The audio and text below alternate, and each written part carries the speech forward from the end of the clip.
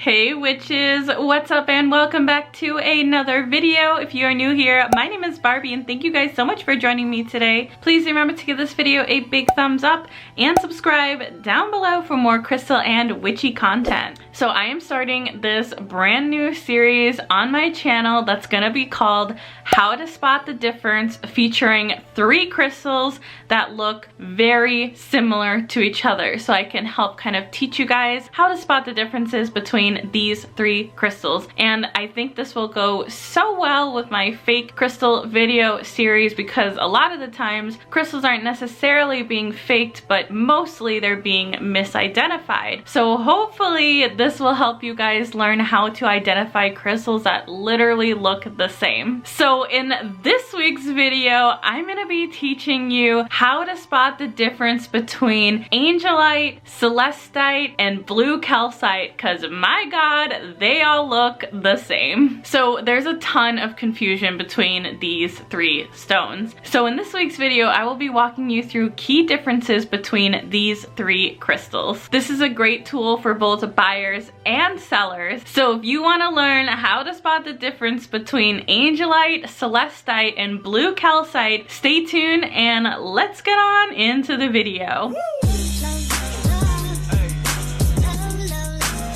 Okay guys, so let's jump right in. Please stay tuned until the end of the video because I will be showing you all 3 next to each other so you can really see the visual differences. I'm first gonna walk through each stone individually and then we're gonna look at all 3 stones together. So stay tuned until the end to see all 3 stones compared. Now, these are how I personally identify these stones. So there obviously is more scientific ways to identify these stones, but I'm giving you a layman's way to identify them visually, especially because a lot of people buy stones online. You don't always have the luxury of holding the stone in your hand. So I'm going to do my best to visually explain how to identify these stones, whether you're shopping for these stones in person or online. So let's jump right in with our first crystal. So our first crystal that we're going to be talking about is blue Calcite, and this is a rough piece of blue Calcite that I have here. Now, Calcite is one of the most abundant stones in the entire world. It is very, very common. However, blue Calcite specifically is only found in Mexico and parts of South Africa. Blue Calcite ranges from pale blue to a deep shade of blue, and it's opaque, meaning no light comes through it and it's not transparent at all. Its rarity is very common. Now, I think one of the dead giveaways for spotting calcite is its waxy appearance. It has almost a milky glazed donut look to it, and I'll show you what I mean with a close-up image of blue calcite. Blue calcite also has some white banding in it, unlike celestite, but Angelite does sometimes have white banding as well. It almost looks like milky white veins. Now, from a healing perspective, blue calcite is great for the immune system and can help stabilizing your heart's rhythm with calming energy. Blue calcite is great for enhancing dreams and communication. So the next crystal that I'm going to be talking about is celestite, which is also known as celestine. Some of the main characteristics of celestite are that it forms in a geode, unlike blue calcite and angelite. And celestite is semi-transparent, unlike angelite and blue calcite. Often when celestite is polished, it is clear or mostly clear. So celestite is very fragile. If any of you own celestite, you'll notice that it is very fragile and can break off easily, especially if it's dropped or in shipping and transit. So be super careful when handling celestite because it is so fragile. Now, this is a great giveaway for spotting celestite that has been mislabeled. Because celestite is so fragile, you often often will not find it polished in big spheres or big towers, because when it is being polished, it will start to break apart. So therefore, it's not worth trying to polish it. You'll often find it in smaller pieces, and those smaller pieces tend to be transparent. So little palm stones. Because celestite is a geode, it's not found in a huge pieces without being attached to that geode. So a lot of the times when you do see a celestite sphere,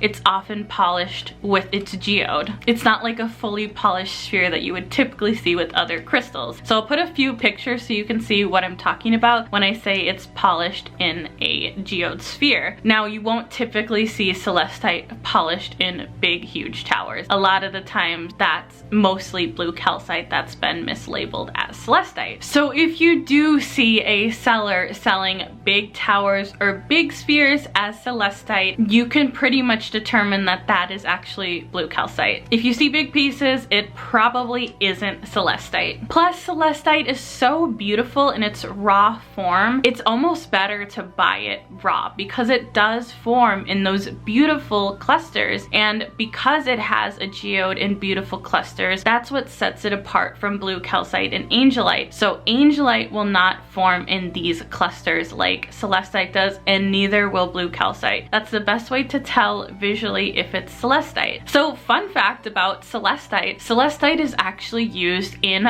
fireworks. And why is this? Because celestite can burn a bright red flame when heated up. So celestite is relatively common. It's not a super rare stone. It's found in many places all over the world, including Britain, Egypt, Mexico, Peru, Poland, Libya, and Madagascar. So if anybody's trying to tell you that celestite is rare, therefore it deserves a higher price, it's a little bit not true. Celestite is relatively a cheap mineral. Blue calcite is relatively a cheaper mineral. Now, there's always exceptions, but from doing this for a while now, celestite and blue calcite are on the fairly cheaper end of most stones. So from a healing perspective, celestite is so great to have in your home. It's really a great stone for tranquility and peace. So the next stone we're gonna talk about, of course, is Angelite. And Angelite probably has the most interesting facts behind it, so I'm really excited to share those with you. So Angelite is also known as anhydrite, and anhydrite contains gypsum, which if you guys have watched my How to Spot Fake Crystals on selenite, you will know that selenite is made from gypsum as well. So gypsum is a colorless crystal. The more colorless form of angelite is actually gypsum. So angelite and the gypsum version of angelite can be found in several places in the world, including Britain, Egypt, Germany, Mexico, Peru, and Libya. So very similar places to where you can find celestite. So this is probably one of the most interesting facts I learned about angelite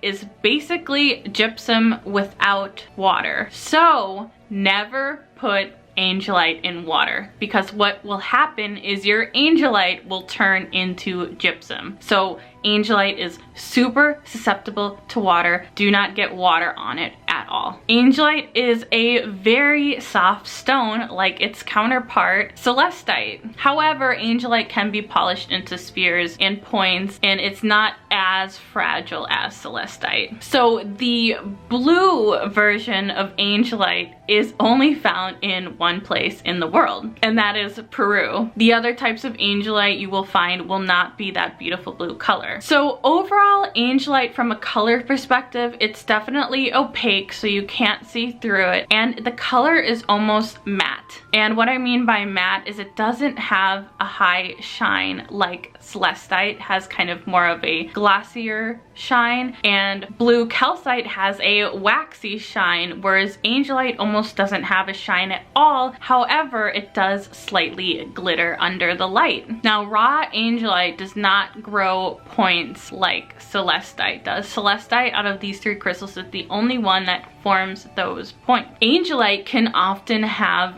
red inclusions, which is hematite. So if you see your Angelite with an orangey kind of red hue, that is hematite. And my piece of Angelite actually does have hematite in it. And from a healing perspective, Angelite is another one of those really calming stones. It can bring calmness, peace, and tranquility. And all three of these stones resonate with your throat chakra. Now let's look at all three compared together so you can see visually the differences of what I am talking about. So these are the three crystals side by side. We have Angelite, Celestite, and blue calcite. And I think you can really see the difference between the two when I show them up close. So here is the Celestite versus the blue calcite. You can see that the blue calcite is super waxy, and you can see really how transparent the Celestite is. Also the fact that the Celestite is on a geode and none of the other crystals are on a geode. And here is the Angelite compared to the blue Celestite.